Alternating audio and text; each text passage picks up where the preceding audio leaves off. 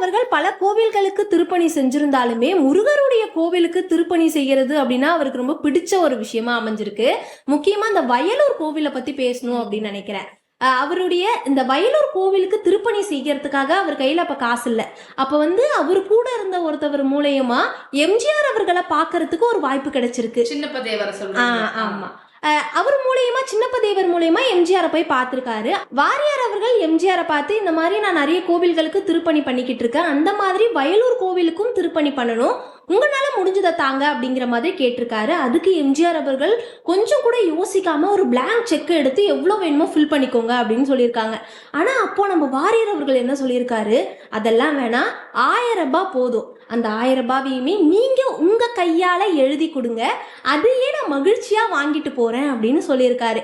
இதை கேட்டு அவரும் ரொம்ப சந்தோஷம் அடைஞ்சு வாங்கி எழுதி கொடுத்துட்டு இருக்காரு. அடுத்தது சிவாஜி வீட்டுக்கும் போயிருக்காரு. சிவாஜி கிட்டையும் இப்ப எப்படி எம்ஜிஆர் கிட்ட எல்லாத்தையும் எக்ஸ்பிளைன் பண்ணாரோ அந்த மாதிரி சொல்லிட்டு இந்த மாதிரி எம்ஜிஆர் கிட்டையும் நான் 1000 ரூபாய் வாங்கினேன் அப்படின்ற விஷயத்தையும் சொல்லியிருக்காரு.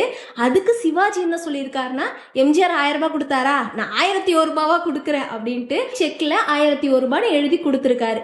இதை பார்த்த சீடன் கேட்டிருக்காரு, எம்ஜிஆரே பிளாங்க் செக் கொடுத்தாரு, அவர்கிட்டயே 2000 ரூபாய் வாங்கிட்டு போயிட்டு இருக்கலாம், நீங்க ஏன் மறுபடியும் சிவாஜி சார் கிட்ட இதை வேற வாங்குறீங்க அப்படின்னு கேட்டிருக்காரு.